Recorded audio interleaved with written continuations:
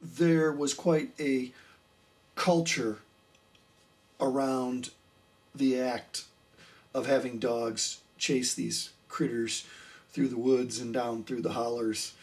And so there was this history of creating music. And as you said, as I read to you, Dan Smith recalls using his harmonica. Here's another little excerpt from W.C. Handy's book, Father of the Blues, talking again from his childhood in the late 1800s. Sometimes we were fortunate enough to have a French harp in which we played the fox and the hounds and imitated the railroad trains. Harmonica masterpieces, page 15. Some nice stuff. So the Fox Chase, the Lost John, here's what it is. It's an old-time kind of piece that is a boom chuck kind of groove, or think oompa kind of groove, depending on what your culture is. Boom chuck, boom chuck, boom chuck, boom chuck, boom chuck, boom. The boom indicates the bass, the low end of it, the chuck indicates the accent, the backbeat kind of part in the piece. It's very fortunate you can play this really well. It exploits the way the chords and the tuning is of this Richter-tuned harmonica. I'll give you a little taste of it.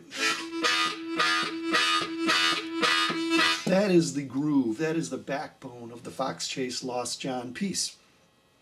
Now, as it relates more to the harmonica, what I've found in researching this and collecting recordings is that usually, if a piece is entitled The Fox Chase, or Fox Hunt, or Coon Hunt, if it has an animal name in it and implies a chase or a hunt, generally you're going to hear the player do barking kind of sounds, whooping kind of sounds, moaning kind of sounds, and there may very well be instructions as a dog owner would have towards the dogs. So you may hear some calling out and stuff like that inserted inside of the musical piece. That is generally what the Fox Chase piece is. Dog barking sounds, okay? The Lost John, in many instances, is the identical same thing, just a different name. But there are more recordings using the name Lost John that are more straight ahead instrumental pieces.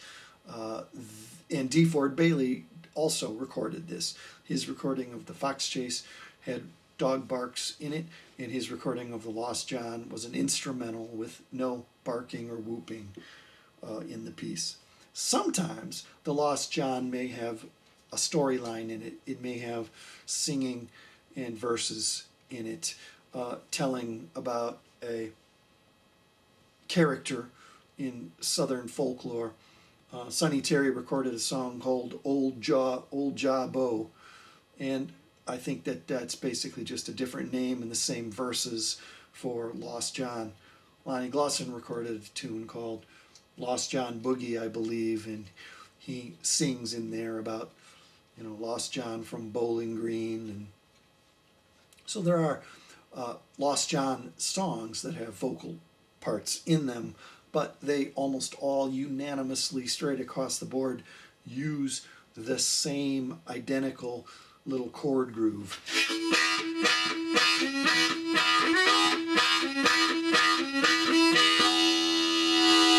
So that is what the Lost John is as it relates to the harmonica. I look forward to getting into more detail and actually teaching how to do that. And hey, don't be shy about informing me if you know more about the harmonica Fox Chase or the tradition of the Fox Chase or Lost John than I do. But there's some info for you.